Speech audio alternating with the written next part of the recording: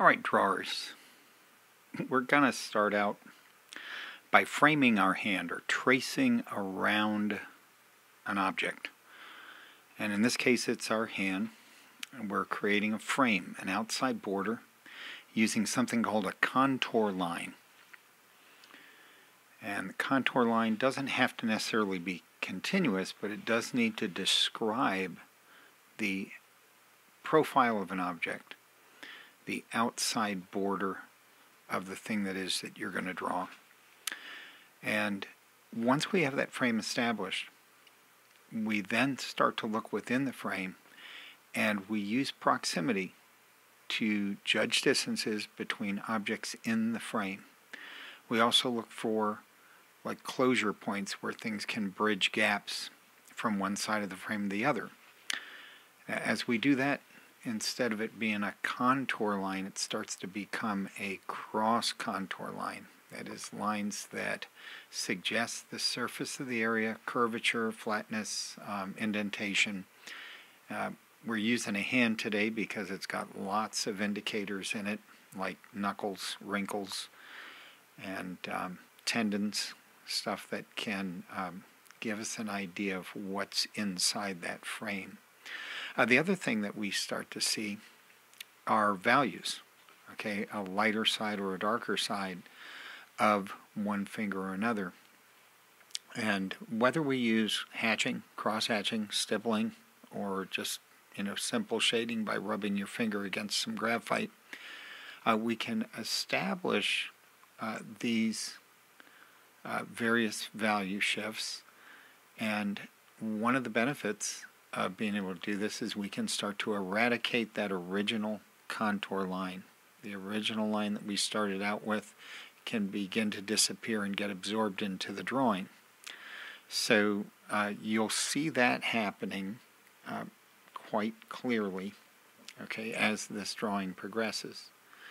Another thing that you see appearing is a second frame, and that frame seems to run underneath the first one. It looks like a sheet of paper. Okay, at this point we're incorporating continuity, the idea of having a broken up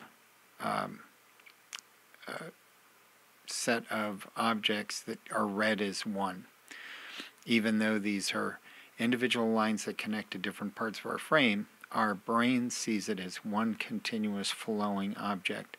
And as we put other subjects inside it, okay, as we put things in that secondary frame, it just reinforces that illusion or that concept that there's something there, like a dollar bill or a piece of paper or a candy wrapper, something saying to us that this is one entity.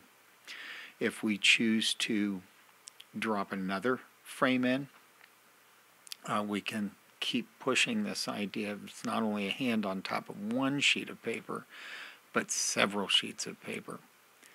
So you can see me going back into this and looking at things like tendons and veins and other light and dark areas on the hand, just to try to create maybe a sense of realism and to possibly eradicate other lines that I've set up.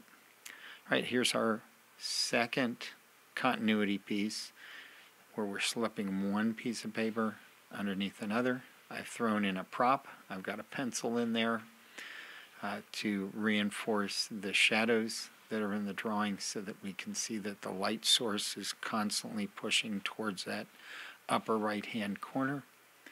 And there is a third piece that's gone in there that's slid under there.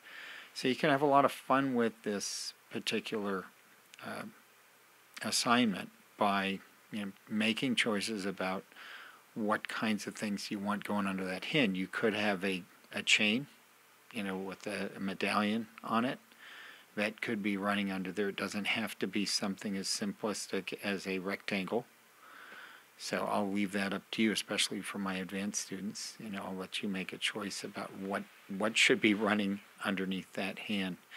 But this is, in a sense, everything that is going to go into this assignment. I've written a few keywords into mine. You do not have to do that.